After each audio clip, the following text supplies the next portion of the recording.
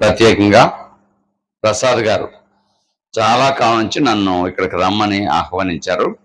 కానీ నాకు వీలుగాక నిన్న ఆదివారం కూడా పిలిచారు, కానీ వేరొక ఊర్లో నిన్న ఆదివారం మీటింగ్ ఉన్నందుచేత మనం నిన్న ఒక ఊరు వెళ్ళామా, నిన్న ఆదివారం రాలేకపోయాం. ఇవాళ వస్తా ఉంటే మీరు ఎప్పుడు వచ్చినా పర్వాలేదని వారు అంగీకరించారు. అందుకు మంచి మనసును బట్టి వారికి వందనాలు. ఆయన ఆహ్వానాన్ని బట్టి మీరంతా వచ్చినందుకు మీ అందరికీ వందనాలు. శబ్దం చేయకూడదు, చప్పట్లు కొట్టకూడదు. ఇది రాజకీయ మీటింగ్ కాదు కదా, దేవునికి సంబంధించింది కాబట్టి మనం అందరం సమానమే. కాబట్టి కొద్దిసేపు మీకు కొన్ని మాటలు వివరిస్తాను, జాగ్రత్తగా వినాలని మనవి చేస్తున్నాను. ఒకవేళ అర్థం కాకపోతే రెండవసారైనా చెప్తాను. ఇన్ని చెప్పే కంటే అర్థమయ్యేవి 5 మాటలైనా చాలు అన్నాడు గ్రంథంలో. అందుచేత క్లుప్తంగా చెప్పడానికి ప్రయత్నం చేస్తాను. 4 లేదా 5 అవసరాన్ని బట్టి మాట్లాడతాను. మొదటి మాట, యేసు ప్రభు అంటే ఎవరో? యేసు ప్రభు అంటే ఎవరో మీకు తెలిసింది మీరు చెప్పండి.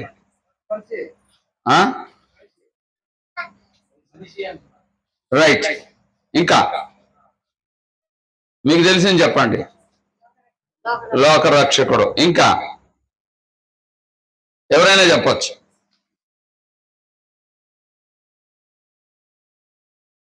సరే, మనం చెప్పే కంటే ఎవరో చెప్పే కంటే బైబిల్ చెప్తే బాగుంటుంది కదా. బైబిల్లో ఏముందో ఆలోచించేద్దాం. బైబిల్లో ఏముందో ఆలోచించేద్దాం. మొట్టమొదటిగా లూకా సువార్త 1వ అధ్యాయము 32వ వచనం చదువుదాం. లూకా సువార్త 1వ అధ్యాయము 32వ వచనాన్ని చదువుదాం. లూకా సువార్త 1వ అధ్యాయము 32వ వచనం ఎవరైనా చదవచ్చు. ఆయన గొప్పవాడై సర్వోన్నతుని కుమారుడు అనబడును. దేవుడు దావీదు సింహాసనము ఆయనకు ఇచ్చును. చాలండి, మరలా చెప్తాను, నేను చదువుతాను. మరియమ్మతో దేవదూత మాట్లాడుతుంది. మరియమ్మతో దేవదూత మాట్లాడుతుంది. ఏం మాట్లాడుతుంది? అమ్మా, నీవు పరిశుద్ధాత్మ వలన గర్భవతి అవుతావు. మామూలు మనుషుల ద్వారా కాదు, దేవుని శక్తి వలన నువ్వు గర్భవతి అవుతావు, కుమారుణ్ణి కంటావు. ఆయన ఎవరు అనబడతారు? సర్వోన్నతుడైన దేవుని కుమారుడు అనబడతాడు. సర్వశక్తి కలిగిన వాడు, సర్వమైన ఉన్నతమైన వాడు ఎవరంటే దేవుడు. కాబట్టి ఏమవుతావు? నువ్వు కన్యవే, నీ కుమారుడు పుడతాడు. ఆ కుమారుడికి తల్లి అవుతావు. ఆ పుట్టే కుమారుడు ఎలా ఉంటాడంటే ఎలాంటి వాడు? సర్వోన్నతుడైన దేవుని కుమారుడు. అది మరియమ్మతో దేవదూత చెప్పింది. పుట్టక మునిపే ఎవరైనా యేసుప్రభు అంటే ఎవరంట? దేవుని కుమారుడు. యోహాను సువార్త 1వ అధ్యాయము, యోహాను రాసిన సువార్త 1వ అధ్యాయము 30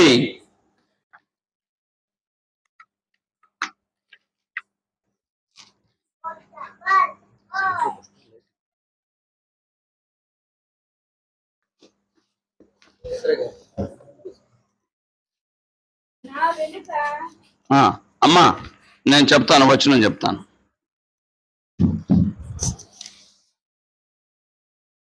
34వ వచనం, యోహాను సువార్త 1వ అధ్యాయము 34వ వచనం. ఈయనే దేవుని కుమారుడని చదువు నాన్న. నేను తెలుసుకొని సాక్ష్యం ఇచ్చిదన. నేను యోహాను గారు, బాప్తిస్మ ఇచ్చే యోహాను గారు ఉన్నారు కదా, యేసు ప్రభు కంటే 6 మాసాలు ముందుగా పుట్టారు. ఆయన బాప్తిస్మ ఇస్తున్నారు. బాప్తిస్మ ఇస్తూ ఉంటే ఆయన కూడా బాప్తిస్మం పొందడానికి యేసు ప్రభు వారి దగ్గరకు వచ్చారు. యేసు ప్రభు వారు బాప్తిస్మ ఇచ్చే యోహాను గారి దగ్గరకు వచ్చారు. నేను పొరపడ్డాను, మరో చెప్తాను ఈ మాట. యోహాను గారు బాప్తిస్మ ఇస్తున్నారు. యేసు ప్రభు వారు, ప్రజలందరూ బాప్తిస్మం పొందుంటే యేసు ప్రభు వారు కూడా బాప్తిస్మం పొందడానికి ఎక్కడికి వచ్చారు? యోహాను దగ్గరకు వచ్చాడు.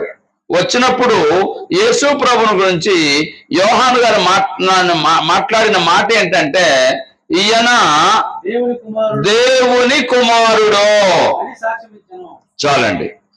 ఏమని చెప్పాడు? ఇద్దరు మనుషుల్ని చెప్పాను నేను. మరియమ్మతో దేవదూత చెప్పింది ఏమని?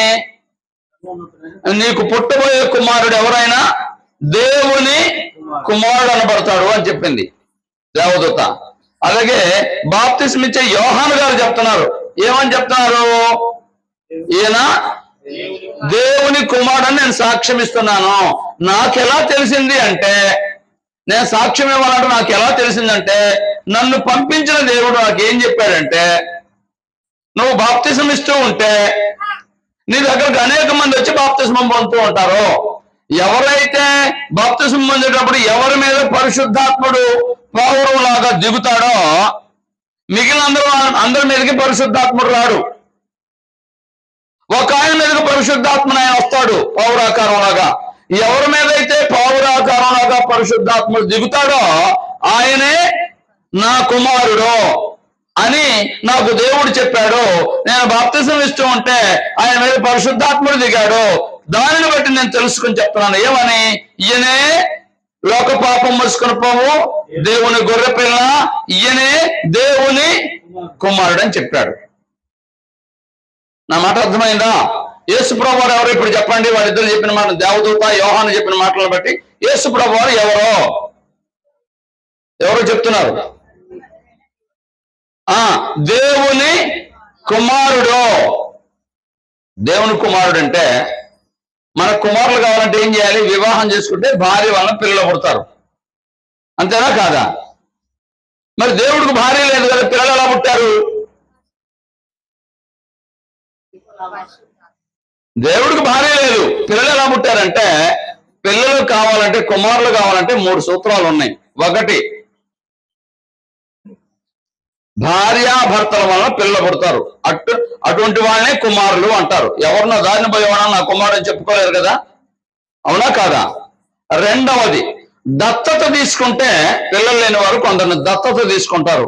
దత్తత తీసుకుంటే ఏమంటారు? వాళ్ళని కుమారుడు అంటారు. మూడవది, దేవుడు ఆదామును చేశాడు, మట్టితో బొమ్మను చేశాడు, దేవుని కుమారుడు అనబడ్డాడు. ఇప్పుడు ఎంతమంది? 3 రకాల కుమారులు. ఒకటి, భార్యాభర్తల వలన పుట్టిన కుమారుడు. రెండవది, దత్తత తీసుకున్న కుమారుడు. మూడవది, దేవుని చేతులతో చేయబడిన కుమారుడు. 3 రకాలు. ఈ విధంగా కుమారులు అవుతారు. కాకుండా మరొక విధంగా కుమారులు కావడానికి అవకాశం లేదు. మరి యేసు ప్రభు దేవుని కుమారుడు ఎలా అయ్యాడంటే, దేవుడు ఆకాశము భూమి కలుగును గాక అంటే కలిగింది, సముద్రము కలుగును గాక అంటే కలిగింది, సూర్యుడు చంద్రుడు నక్షత్రాలు కలుగును గాక అంటే కలిగాయి, సముద్రంలో చేపలు కలుగును గాక, భూమి మీద జీవరాశులు కలుగును గాక అని చెప్తే అవన్నీ కలిగాయి. ఎట్లా? దేవుని మాట చేత కలిగింది. అలాగే దేవుడు పరలోకంలో ఉన్నాడు, ఆయన ఆత్మయ్య ఉన్నాడు, ఆయన మనిషిలాగా ఉండడు. మనలాగా కాళ్ళు చేతులు ఉండవు దేవునికి, మనలాగా శరీరం కాదు. శరీరం అంటే ఏమవుతుంది? ఆకలి వేస్తుంది, దీనికి కోరికలు కలుగుతాయి, కొంతకాలం తర్వాత రాలిపోతుంది, అంటే చనిపోతుంది శరీరం. చెట్టున ఆకులు ఉన్నాయండి, చెట్టు ఆకులు వస్తాయా లేదా? ఎన్నాళ్ళు ఉంటాయి ఆకులు? ఒక 10 నెలలు లేదా 11 నెలలు ఉంటాయి. తర్వాత అది ఏమవుతుంది? రాలిపోతుంది. రాలిపోయిన తర్వాత మరొక ఆకు వస్తుంది, అది చెట్టుకున్న లక్షణం. అలాగే మనుషుడు భూమి మీద అనేక మంది పుట్టారు, పుట్టిన వాళ్ళందరూ భూమి మీద ఉన్నారా? ఏమయ్యారు? చనిపోయి. ఎందుకు చనిపోతున్నారు? దేవుడు మనిషిని చేసినప్పుడు 120 సంవత్సరాలు ఆయుష్ పెట్టాడు. భూమి మీద ఆరోగ్యం కాపాడుకుంటే, ప్రమాదం సంభవించకపోతే, దేవుడు దయ చూపిస్తే 120 సంవత్సరాలు మనుషుడు బ్రతకొచ్చండి. గుర్తుపెట్టుకోండి. ఎన్నేళ్ళు? 120 ఏళ్ళు. తర్వాత ఉండమన్నా ఉండడు, రాలిపోతుంది. ఆకు రాలిపోయినట్టుగా ఈ మనుషుడు కూడా చనిపోతాడు. కానీ ఇది శరీరం, కానీ ఆత్మ అనేది ఉంటుంది. ఆత్మకు చావు లేదు. గుర్తుపెట్టుకోండి, ఆత్మకి ఏమి లేదు? చావు లేదు. మన శరీరంలో ఆత్మ ఉంటుంది. ఆత్మ ఎలా ఉంటుందో ఎవరికి తెలియదు. కంటికి కనబడదు, చెవికి వినబడదు. మరి ఎలా ఉంటుందంటే లోపల ఒక శక్తి. దేవుడు కూడా ఏమై ఉన్నాడు? ఆత్మయ్య ఉన్నాడు. ఆత్మయ్య ఉన్నాడు. ఆత్మ అంటే అంతటా ఉంటుంది. దేవుని ఆత్మ మనలో కొంచెమే పెట్టాడు దేవుని ఆత్మ. కనుక దేవుడు అంటే శక్తి కలిగిన వాడు కాబట్టి అది ఎలా జరిగిందో నాకు తెలియదు. దేవుడు యేసు ప్రభువును పంపించినప్పుడు ఈయన నా కుమారుడు అని చెప్పాడు. ఆత్మనే, ఆత్మకి ఒక శరీరం మరియమ్మ ద్వారా భూమి మీదకి వచ్చాడు. ఆయన ఏమని చెప్పాడు? దేవదూత ఈయన దేవుని కుమారుడు అని చెప్పాడు దేవదూత. యోహాను గారు ఏం చెప్పారు? ఈయనే దేవుని కుమారుడు అని చెప్పాడు. యేసు ప్రభువు వారు బాప్తిసం పొందినప్పుడు దేవుడు ఏం చెప్పాడు? మత్తయి సువార్త 3వ అధ్యాయము 17వ వచనం. మత్తయి సువార్త 3వ అధ్యాయం 17వ వచనం.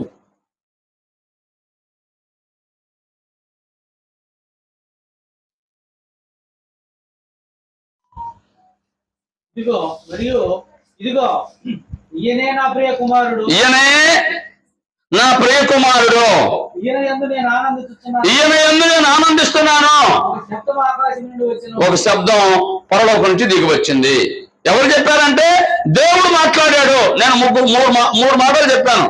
ఒకటి దేవదూత మాట్లాడింది, నీకు పుట్టబోయే కుమారుడు దేవుని కుమారుడు అని.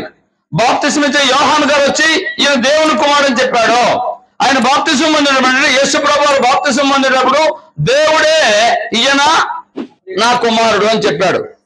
ఏదైనా కోర్టులో కూడా నమ్మాలి అంటే, రుజువు చేయాలంటే ఎన్ని సాక్ష్యాలు ఉండాలి? కనీసం 2 లేక 3 సాక్ష్యాలు ఉంటే చెల్లుతుంది. కాబట్టి ఇప్పుడు 3 చెప్పారు. దేవదూత చెప్పాడు ఏమని? పుట్టబోయే బిడ్డ దేవుని కుమారుడు అని. యోహాను గారు చెప్పారు ఈయన దేవుని కుమారుడు అని. దేవుడే చెప్పాడు ఏమని? దేవుని కుమారుడు అని.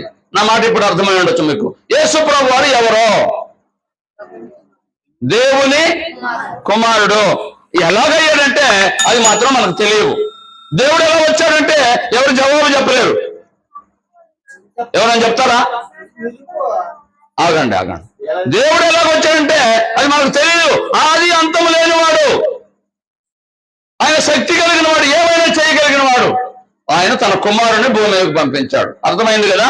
రెండో మాట చెప్తాను. యేసు ప్రభు వారు ఎవరంటే దేవుని కుమారుడు. రెండో మాట చెప్తాను. యేసు ప్రభు వారు ఎందుకు వచ్చారో. మేము 4 వచ్చాం. 4 ఎందుకు వచ్చాం ఇక్కడికి? మేము 4 వచ్చాం. ఎందుకు వచ్చాం? దేవుని మాటలు చెప్పడానికి వచ్చాం. మాకు ఒక పని ఉంది వచ్చాం. మీరు ఒక్కోసారి తోటలోకి వెళ్తారు, ఏదో పని ఉంటే వెళ్తారు. ఎవరైనా పని ఉంటేనే కదా అక్కడికి వెళ్తారు. ఏదో ఒక పని మీద వస్తారు. అట్లాగే యేసు ప్రభు వారు పరలోకంలో ఉండేవాడు, దేవునితో ఉండేవాడు, దేవుని దగ్గర ఉండేవాడు, దేవునితో సమానంగా ఉండేవాడు.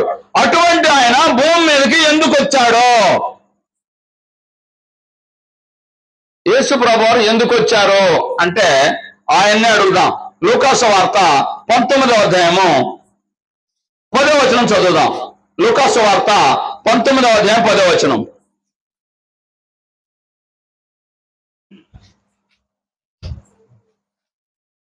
లూకాసు వార్త 19వ అధ్యాయం 10వ వచనం.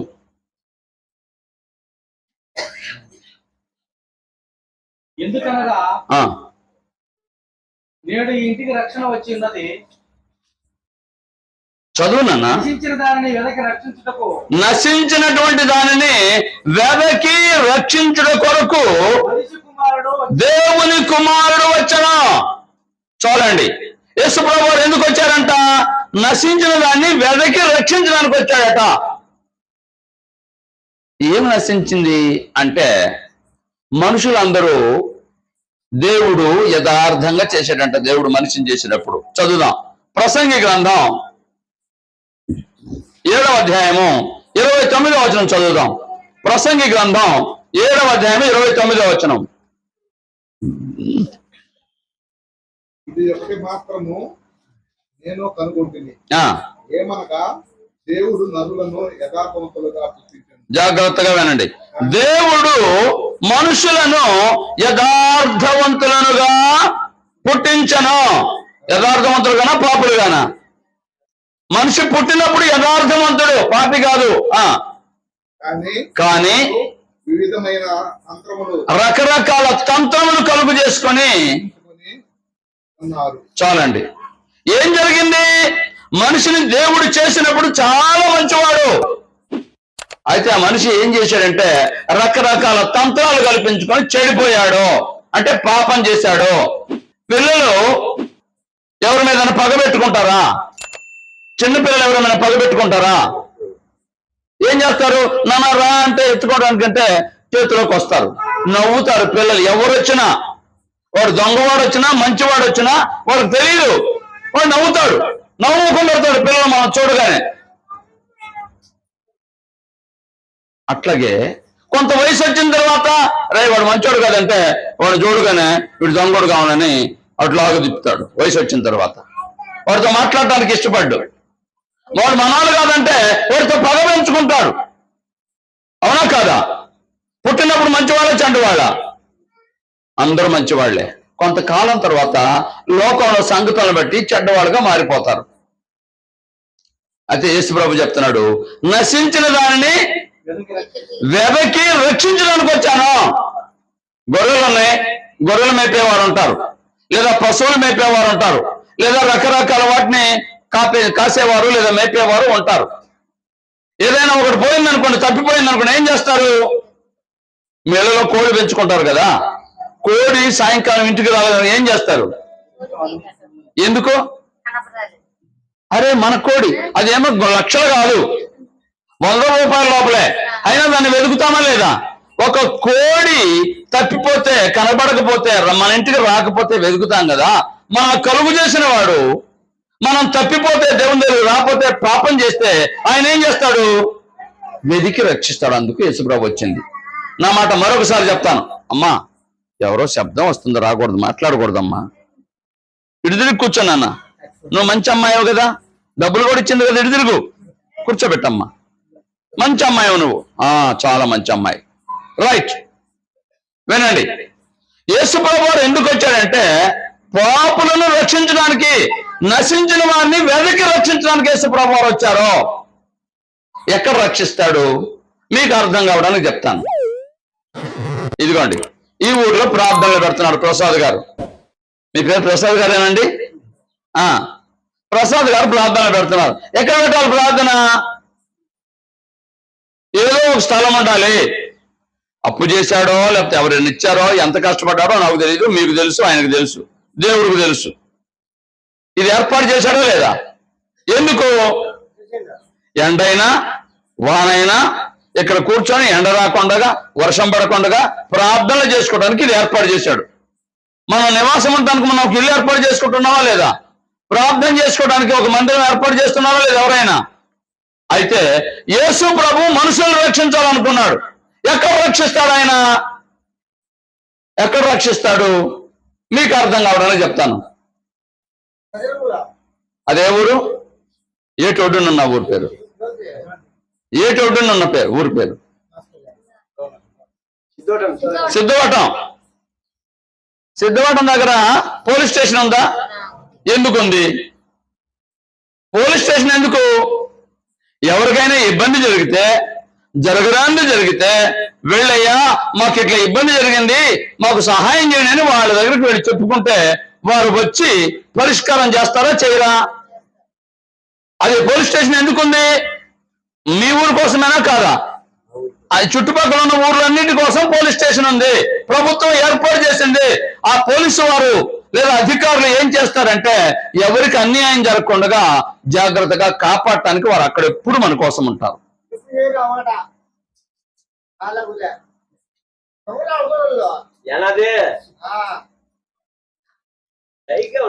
విషయం ఏంటంటే మనం ఇంట్లో ఇల్లు కట్టుకుంటాం. ఎందుకు ఇల్లు కట్టుకుంటాం? ఇంట్లో ఉండడానికైనా, చలి రాకుండా, వర్షం తగలకుండా, ఎండ తగలకుండా, మనం జరిగించే కార్యక్రమాలు అందరికీ తెలియకుండా మనం ఇంట్లో ఉండడానికి ఇల్లు కట్టుకుంటాం. అలాగే యేసు ప్రభు వారు ఎందుకు వచ్చారంటే, మరలా వినండి, యేసు ప్రభు వారు ఎందుకు వచ్చారంటే మనల్ని రక్షించడానికి వచ్చాడు. ఎక్కడ రక్షిస్తాడు? అక్కడ పోలీస్ స్టేషన్ ఉన్నట్టు ఇక్కడ మనకి ఇల్లు ఉన్నట్టు యేసు ప్రభువు వారు ఏం చేశారో చూద్దాం. మత్తయి సువార్త 16వ అధ్యాయము 18వ వచనం. మత్తయి రాసిన సువార్త 16వ అధ్యాయం 18వ వచనం. మరియు నీవు పేతురువు, ఈ బండ మీద నా సంఘమును కట్టుదును, పాతాళలోక ద్వారములు దాని ఎదుట నిలువలేవనని నేను మీతో చెబుతున్నాను. మరలా నేను చదువుతాను వినండి. యేసు ప్రభువు వారు చెప్తున్నారు, భూమి మీదకి వచ్చారు, 3.5 సంవత్సరాలు జీవించారు, అంటే సువార్త చేస్తూ. అంతకుముందు 30 సంవత్సరాలు వారి తల్లిదండ్రుల మాట వింటూ జీవించారు. బాప్తిసం పొందిన తర్వాత 3.5 సంవత్సరాలు సేవ చేశారు. ఇక చనిపోయి తిరిగి లేవక మునుపు చనిపోతానని తెలిసిన తర్వాత యేసు ప్రభువు వారు మాట్లాడుతున్నారు శిష్యులతో, అయ్యా మీకు ఒక మర్మం చెప్తాను వినండి అన్నాడు. పేతురు మిగిలిన శిష్యులందరూ అడిగారు, చెప్పండి చెప్పండి అని అన్నారు. నేను ఒక సంఘమును కట్టుదును, ఈ బండ మీద నా సంఘమును కట్టుదును, పాతాళలోక ద్వారములు దాని ఎదుట నిలువనేరవు అని చెప్పాడు. ఇంకొకసారి చెప్తాను ఈ మాట. అంటే చనిపోయిన వాళ్ళందరూ ఎక్కడికి వెళ్తారో తెలుసా? అదేంటంటే మట్టిలో పాతి పెడతాం, లేదా కాల్చి వేస్తాం, బూడిదైపోతారు అంటారు. మట్టి అయిపోతుంది, లేదా బూడిదైపోతుంది, బూడిద కూడా మట్టి అయిపోతుంది, అయిపోయింది, గాలిలో కలిసిపోయింది అంటారు. కానీ ఆత్మ అనేది ఉంది. మనిషి శరీరంలో ఆత్మ అనేది ఒకటి ఉంది. ఆ ఆత్మ ఎక్కడికి వెళుతుందంటే చనిపోయినప్పుడు పాతాళ లోకానికి వెళుతుంది. ఎక్కడికి వెళుతుంది? పాతాళ లోకానికి వెళుతుంది. మనం ఉండే లోకం భూలోకం, చనిపోయిన మనందరూ వెళ్లే లోకం పాతాళ లోకం. ఎవరు చనిపోయినా పాతాళ లోకం వెళ్ళాల్సిందే. ఆ పాతాళం ఎటువంటిదంటే యెషయా గ్రంథం 5వ అధ్యాయము 13వ వచనం చదువుదాం. యెషయా గ్రంథం 5వ అధ్యాయం 13వ వచనం.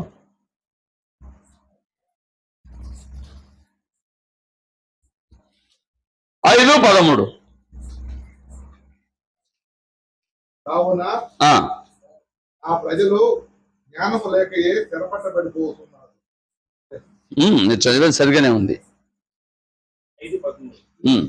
వారిలో కనులైన వారు నిరాహారులుగా ఉన్నారు, సామాన్యులు తర్పి చేత దొరపిడి తగుదురు. అందుచేతనే పాతాళము గొప్ప ఆశ పెట్టుకుని అపరిమితముగా తన నోరు తెరుచుకున్నది. వినండి, దేవుడు చెప్తున్నాడు యెషయా ప్రవక్త ద్వారా. ఇప్పటికి ఇంచుమించుగా 2700 సంవత్సరాల నాడు చెప్పిన మాట ఇది. 2700 సంవత్సరాల నాడు యెషయా అనే భక్తుడి ద్వారా దేవుడు మాట్లాడిస్తున్నాడు. ఏం మాట్లాడుతున్నాడు అంటే, మనలో ఎవరికైనా జ్వరం వచ్చిందనుకోండి, లేదా జబ్బు చేసింది అనుకోండి, పాతాళం ఏం చేస్తుందంట? అందుచేతనే పాతాళము గొప్ప ఆశ పెట్టుకొని అపరిమితముగా నోరు తెరచుచున్నది. మనకు జబ్బు చేసినా, జ్వరం వచ్చినా, ఇంకేం జరిగినా, ఆహా ఆహా చనిపోతాడు, రాజేంద్ర ప్రసాద్ చనిపోతాడు, నేను వచ్చేస్తాను మింగేద్దాం ఉంటుందట పాతాళం. ఎంతమందిని? అది చాలు అన్నదంట పాతాళం. ఎంతమంది వచ్చినా చాలు అన్నదంట. ఏంటది? పాతాళ లోకం. అంటే చనిపోయిన వాళ్ళందరూ ఎవరు మింగుతున్నారు? పాతాళానికి వెళ్ళిపోతాను. పాతాళం మింగేస్తా ఉంది. అక్కడ పోయిన వాళ్ళు తిరిగి రాలట, దాని స్వాధీనంలో ఉంచుతారట. అందుకని యేసు ప్రభు చెప్పాడు, ఈ బండ మీద నా సంఘమును కట్టుదును, పాతాళ లోక ద్వారములు దాని ఎదుట నిలువనేరవు. ఎందుకని నిలవు? మీకు అర్థం కావడానికి చెప్తాను. మేము దారిలో వస్తున్నాం, మీరైనా దారిలో వెళ్తారు, బండి వేసుకొని వెళ్తారు. అక్కడక్కడ పోలీసు వారు ఆపుతారు బళ్ళు. లైసెన్స్ ఇవ్వు, సి బుక్ ఇవ్వు, ఒక సర్టిఫికేట్ ఇవ్వు, ఇన్సూరెన్స్ ఇవ్వు అని అంటారు. అవన్నీ ఇచ్చామనుకోండి, వెళ్ళండి అని అంటారు. అవునా కాదా? ఒకవేళ ఏది లేకపోయినా ఏం చేస్తారు వాళ్ళు? డబ్బులు కట్టు అంటారు. ఎందుకు కట్టాలి డబ్బులు? ప్రభుత్వం ఇలా ఉండాలి, బండి నడిపేవాడు ఇలా ఉండాలి, తలకు దెబ్బ తగలకుండా హెల్మెట్ పెట్టుకోవాలి, లైసెన్స్ ఉండాలి, బండికి కరెక్ట్ గా కాగితాలు ఉండాలి, పొగ రాకూడదు, తక్కువ రావాలి, ఇంత వగేరన్నీ రూల్స్ పెట్టారు. ఆ రూల్ ప్రకారంగా ఉన్నారనుకోండి, ఆ కాగితాలన్నీ సరిగ్గా ఉన్నాయనుకోండి, ఏం చేస్తారు పోలీసు వారు? వెళ్ళయ్యా అని అంటారు. ఒకవేళ లేకపోతే ఆపివేస్తారు. అవునా కాదా? మీరు మొన్న ఓటు వేయడానికి వెళ్ళారు కదా, మీ దగ్గర ఓటర్ కార్డు ఉంటే ఓటు వేయడానికి వెళ్ళారా? కార్డు లేకపోయినా, ఓటు లిస్ట్ లో లేకపోయినా వెళ్ళారా? ఓటర్ లిస్ట్ లో మీ పేరు లేదనుకోండి, ఓటు వేస్తారో వెళ్ళి? మీ ఊరే ఇది, ఇక్కడే ఉంటారు, ఇక్కడే పెరిగారు, అందరికీ తెలుసు. కానీ ఏం చేయలేదు, ఓటు లిస్ట్ లో మీ పేరు తొలగించినప్పుడు చూసుకొని మళ్ళా రాయించుకోలేదు. రాయించుకోకపోవడం తప్ప గొప్ప? తప్పు. కాబట్టి మనం ఓటు వేయలేకపోయాం. అలాగే యేసుప్రభు ఎందుకు వచ్చాడంటే, దేవుని కుమారుడు పరలోకం దిగి భూమి మీదకి ఎందుకు వచ్చాడంటే, ఆయన ఒక సంఘం కడతాడంట. పాతాళ లోక ద్వారములు దాన్ని ఎదుట నిలువనారు. అంటే అందులో చేరామనుకోండి, ఏం చేయరు? పాతాళము మనల్ని మింగదు. బా, ఎంత భాగ్యం అండి. మరలా వినండి ఈ మాట. అన్ని కాగితాలు రెడీగా ఉన్నాయనుకోండి, బండి వేసుకొని వెళ్తా ఉంటాం, పోలీసు వారు ఆపారు, కాగితాలు అన్ని చూపించారు, ఏమంటారు అప్పుడు? వెళ్ళమంటారా లేదా? కాగితాలు లేకపోతే అక్కడ పోలీసు వారిని దొరకని ఇక్కడ బండి ఆపేస్తాడు. ఇంకా అవసరం అయితే వెనక్కి తిప్పి ఇంకో దారి దొంగదారిని పెట్టడానికి ప్రయత్నం చేస్తాడు. అవునా కాదా? ఎందుకైనా కర్మ, వాళ్ళ దగ్గర సరిగ్గా కాగితాలు లేవు కాబట్టి. అలాగే మనం చనిపోతే పాతాళం మనం మింగకుండా ఉండాలంటే, పాతాళం మనం యాత్ర పడకుండా ఉండాలంటే ఏం చేయాలి? యేసు ప్రభు వారు కట్టినటువంటి సంఘంలో మనం ఉంటే మన గొప్పతనం కాదు, కానీ అది మన గొప్పతనం కాదు. గుర్తుపెట్టుకోండి, ఎవరు గొప్పతనం? యేసు ప్రభు రక్తం చేత మనం కడుక్కొని మనల్ని కడిగి వేసి ఆయన సంఘంలో చేస్తే పాతాళ లోక ద్వారములు దాని ఎదుట నిలువనేరవు. అందుకు యేసు ప్రభు వారు వచ్చింది. నేను 2 మాటలు చెప్పాను. యేసు ప్రభు వారు ఎవరు? దేవుని కుమారుడు. లోకమంతా ఆయన రక్షించడు, యేసు ప్రభు నమ్మిన వాళ్ళనే రక్షిస్తాడు. 2వ మాట, యేసు ప్రభు వారు ఎందుకు వచ్చారు? ఒక సంఘం కట్టడానికి వచ్చాడు. ఆ సంఘంలో ఉన్న వాళ్ళు రక్షించడానికి వచ్చాడు. అప్పుడప్పుడు పట్టణాల్లో, పల్లెల్లో కొంతమంది స్థలాలు కొనుక్కుంటారు. ఎందుకయ్యా అంటే ఇల్లు కట్టుకుంటాను అంటాడు. ఎందుకు ఇల్లు కట్టుకుంటాడు? అందులో నివాసం ఉండడానికి. తనకి అంటే వర్షం వచ్చినప్పుడు తడవకుండా ఉండడానికి, ఎండగాచినప్పుడు ఎండ దెబ్బ తగలకుండా, చలి వచ్చినప్పుడు చలి దెబ్బ తగలకుండా, మరొకటి తనకి ఏమి ఇబ్బంది లేకుండా ఇంట్లో ఎలా ఉంటాడో ఇల్లు కట్టుకొని, అలాగే క్రీస్తు ప్రభు వారు సంఘం ఎందుకు కట్టాడంటే మనల్ని రక్షించడానికి. ఎక్కడ ఉండాలి? అందులో మనం ఉంటే మనల్ని రక్షిస్తాడు. అంతేకాదు, ఇంకోటి ఏం జరుగుతుందో చూద్దాం. ఎఫెసీ పత్రిక 2వ అధ్యాయము 21వ వచనం చదువుదాం, లేదా 21వ వచనం. ఎఫెసీ పత్రిక 2వ అధ్యాయము 21వ వచనం.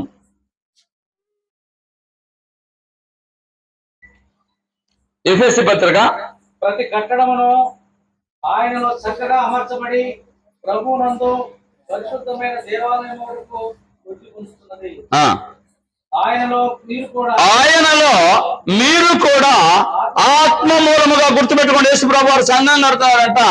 ఆ క్రీస్తు ప్రభువులో మీరు కూడా ఆత్మ మూలముగా దేవునికి నివాస స్థలమై. ఎందుకంట? దేవుని నివాస స్థలమైనకు సంఘం ఎందుకు కట్టబడాలి? దేవుడు అందులో నివసిస్తారంటే. ఎందులో? క్రీస్తు ప్రభు కట్టినట్టు సంఘంలో. పాతాళ లోక ద్వారాలు నిలవలేని దాని ఎదుట. అందుకు పాతాళం ఎందుకు నిలవలేదంటే అందులో దేవుడు ఉంటాడు కాబట్టి. దేవుడికి పాతాళం అంటే ఏంటి? భయమా కాదా? యేసు ప్రభు వారు వచ్చారు, అయ్యా అయ్యా మా జోలికి రాబోతే దయ్యాలు అరిచాయి, వెళ్ళిపోయా లేదా? వెళ్ళిపోయాయి. అట్లాగే దేవుడు సంఘంలో ఉంటే, ఆ సంఘంలో దేవుడు ఉంటే, అందులో నీవు ఉంటే పాతాళం ఏం చేస్తుంది? నిన్ను మింగుతుందా? మింగడం సాధ్యం కాదు. పాతాళ లోక ద్వారములు దాని ఎదుట నిలువనేరవు. ఎందుకంటే దేవుడు అంటే మిగిలిన శక్తులన్నిటికంటే గొప్పవాడు కాబట్టి ఈయన ఎదుట ఏమి నిలవో. దేవుని కుమారుడు కాబట్టి ఆయన ఎదుట ఎవరు నిలవలేరు. నేను 2 మాటలు చెప్పాను. యేసు ప్రభువు అంటే ఎవరు? దేవుని కుమారుడు. ఎందుకు వచ్చాడో? మనల్ని రక్షించడానికి. ఎక్కడ రక్షిస్తాడో? ఆయన కట్టినటువంటి సంఘంలో ఉంటే రక్షిస్తాడు. 3వ మాట, సంఘం చేరినంత మాత్రాన సరిపోదు. చదువుదాం. ఎఫెసీ పత్రిక 1వ అధ్యాయము 6 నుంచి చదువుదాం 10 వరకు. ఎట్లనగా తన ప్రియుని యందు తాను ఉచితముగా మనకు అనుగ్రహించిన తన కృపా మహిమకు కీర్తి కలుగునట్లు తన చిత్త ప్రకారమైన దయా సంకల్పము చొప్పున యేసు క్రీస్తు ద్వారా తనకు కుమారులుగా స్వీకరించుటకై మనల్ని ముందుగా తన కోసము నిర్ణయించుకొని మనము తన ఎదుట పరిశుద్ధులమును నిర్దోషులమై ఉండవలనని జగత్తు పునాది వేయబడక మునిపే ప్రేమ చేత ఆయన క్రీస్తులో మనం ఏర్పరచుకునేను. ఏంటంట? మరలా నేను చదువుతాను. ఆయన మనల్ని పరిశుద్ధులుగాను నిర్దోషులుగాను ఉన్నట్లు జగత్తు పునాది వేయబడక మునిపే ఆలోచన చేశాడంట, నిర్ణయం చేశాడంట. మరలా కొన్ని విషయాలు మీకు చెప్పాలి. ఒక పని ఎవరైనా చేశారంటే ఒక ఉద్దేశం ఉంటుంది.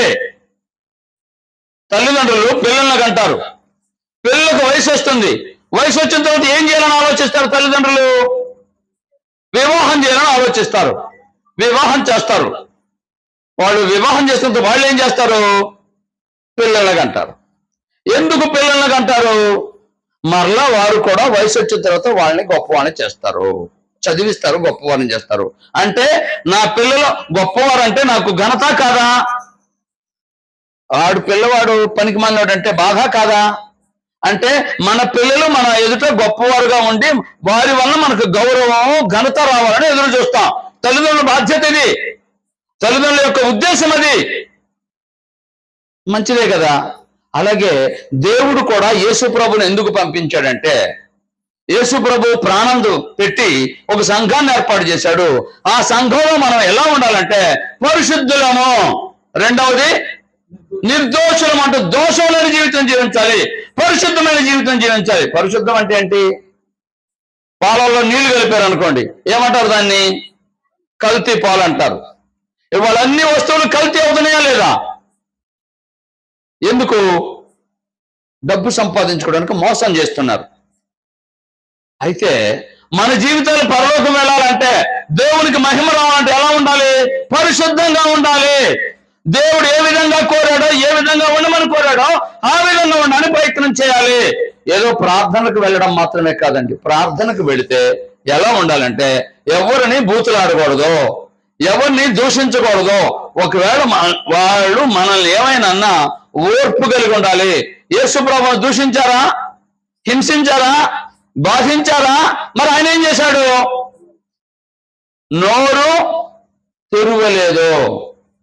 కొడుతున్నారు, ఉమ్మి వేస్తున్నారు, దూషిస్తున్నారు, హింసిస్తున్నారు, బాధిస్తున్నారు, అలాంటి మాటలన్నీ అంటున్నారు. ఎన్నన్నా యేసు ప్రభువు ఏం చేశారు? బొచ్చు కత్తిరించు వాని ఎదుట గొర్రె పిల్ల ఎలాగూ మౌనముగా ఉండెనో అలాగూ ఆయన నోరు తిరగలేదు. కొడతా ఉంటే, బాధిస్తా ఉంటే ఏమన్నాడు ఆయన? ఒకవేళ మనల్ని ఎవరైనా కొడితే, మనల్ని ఎవరైనా ఏదైనా మాట అంటే ఏమంటాం చెప్పండి మీరు, మీకు అనుభవం ఉంది కదా.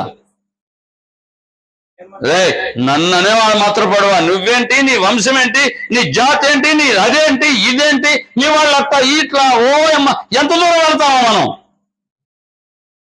వాడు ఒకటంటే 10 అంటానికి ప్రయత్నం చేస్తారు. ప్రార్థనలకు వెళ్ళేవాళ్లే.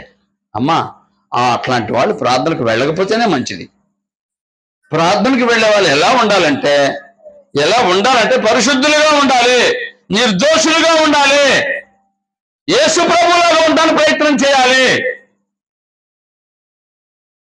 యేసు ప్రభువులాగా ఉండడానికి ప్రయత్నం చేశాడు. యేసు ప్రభు వారు ఎన్నిసార్లు తప్పు చేశాడో, ఎన్నిసార్లు చేశాడు? ఆయన జీవితం 33.5 సంవత్సరాలు. 33.5 సంవత్సరాలు ఆయన ఏం చేశాడంటే ఎవరిని దూషించలేదు, ఎవరిని బాధించలేదు, ఎవరు ఎన్నన్నా ఓర్పు కలిగి ఉన్నాడో. చివరికి ఆయన ఏం చేశాడో తెలుసా? కొట్టేవాడిని, హింసించేవాడిని, చంపేవాడిని కూడా వీరేమి చేయుచున్నారో వీరెరుగురు క్షమించమని చెప్పాడు. అలాంటి స్వభావం కలిగి ఉండడానికి మనల్ని దేవుడు పిలిచాడు. ఆయన సంఘంలో మనం ఉంటే, పరిశుద్ధంగా ఉంటే, యేసు ప్రభువు రోజు రాబోతున్నాడు. ఆ మాట చెప్పి నేను ముగిస్తాను. యేసు ప్రభువు ఎవరు? దేవుని కుమారుడు. ఎందుకు వచ్చాడు? మనల్ని రక్షించడానికి, ఒక సంఘం స్థాపించడానికి వచ్చాడు. ఆ సంఘంలో మనం ఎలా ఉండాలి? పరిశుద్ధంగా, నిర్దోషంగా. లాభం ఏంటి? ఏ పని చేసినా లాభం లేకుండా చేయంగా మనం. లాభం ఏంటి? కొరింథీ పత్రిక మొదటి పత్రిక 15వ అధ్యాయం 24వ వచనం. కొరింథీయులకు రాసిన మొదటి పత్రిక 15వ అధ్యాయం 24వ వచనం. మొదటి పత్రిక 15:24. అటు తరువాత ఆయన సమస్తమైన ఆధిపత్యమును, సమస్తమైన అధికారమును, బలమును కొట్టివేసి తన తండ్రి అయిన దేవునికి రాజ్యం అప్పగించును. ఈ సంఘాన్ని తీసుకెళ్లి పరలోకంలో కూర్చోబెడతాడంట. ఈ సంఘంలో ఉంటే ఎక్కడికి తీసుకెళ్తాడంట? మీకు అర్థం కావడానికి చెప్తాను మరలా. అప్పుడప్పుడు వివాహాలు జరుగుతాయి కదా, ఆ పెద్ద మనుషులు ఈ పెద్ద మనుషులు మాట్లాడుకుంటారు కదా, అంతా పెద్దలు పప్పన్నాలు తింటారు కదా, ఆఖరికి ఏం చేస్తారు? పెళ్లికి ముందు ప్రధానం పంపిస్తారు. ప్రధానం పంపిస్తారా? ప్రధానం పంపించిన తర్వాత పెద్ద మనుషులు ఏం చేస్తారు? ఆ అమ్మాయిని తీసుకొని అబ్బాయి దగ్గర తీసుకొచ్చి ఇక్కడ వివాహం చేస్తారు. అలాగే యేసు ప్రభువారు మన దగ్గరకు వచ్చి మనల్ని తీసుకొని పరలోకంలో కూర్చోబెడతారు. అప్పుడు మనందరం పరలోకంలో దేవునితో పరలోకంలో యుగ యుగాలు ఉంటాము. అక్కడ సంతోషం ఉంటుంది, చావు ఉండదు, ఆకలి దప్పికలు ఉండదు, వ్యాధులు ఉండవు, ఏమీ ఉండదు. మరి ఏముంటుందంటే ఆనందమే ఆనందం. ఆనంద మహానందం అని పాట పడతారు కదా, ఆ ఆనందం పొందడానికి, మనం ఆనందంగా ఉండడానికి యేసు ప్రభువారు భూమి మీదకి వచ్చారు. నేను 4 మాటలు చెప్పాను, మరలా జ్ఞాపకం చేసి ముగిస్తాను. యేసు ప్రభువారు ఎవరు? దేవుని కుమారుడు. ఎందుకు వచ్చాడు? మనల్ని రక్షించడానికి. ఎక్కడ రక్షిస్తాడు? ఆయన సంఘంలో ఉండాలని. ఎలా ఉండాలి? పరిశుద్ధంగా ఉండాలి. లాభం ఏంటి? మనం తీసుకెళ్లి పరలోకంలో కూర్చోబెడతాడు. పరలోకం అంటే ఎలా ఉంటుందంటే బంగారు వీధులు, అట్లా వ్యాధులు జబ్బులు లేనటువంటి లోకం. ఆ లోకంలో యుగ యుగాలు దేవునితో ఉంటాం. అటువంటి లోకం కోసం ప్రయాసపడాలని ఈ చక్కగా చర్చ్ బిల్డింగ్ కట్టుకొని చక్కగా ఆరాధనలు చేసి దేవునికి మహిమకరంగా జీవించి పరలోకం రావాలని, దేవునికి మహిమకరంగా జీవించాలని, పరిశుద్ధంగా జీవించాలని తెలియచేస్తూ శ్రద్ధగా మిమ్మల్ని అభినందిస్తూ మరొకసారి జ్ఞాపకం చేస్తాను. యేసు దేవుని కుమారుడు. యేసు ప్రభు వారు ఎందుకు వచ్చారు? ఒక సంఘాన్ని కట్టడానికి వచ్చారు. యేసు ప్రభు నమ్మిన వారు ఎలా ఉండాలి? పరిశుద్ధంగా ఉండాలి. నమ్మిన వారు పరిశుద్ధంగా ఉంటే లాభం ఏంటి? ఒకరోజు పరలోకం వెళతాము. ఆ విధంగా ఉండాలని తెలియచేస్తూ నాకు అవకాశం ఇచ్చిన అధ్యక్షుల వారికి వందనాలు చెప్తూ ముగిస్తున్నాను. అందరికీ వందనాలు.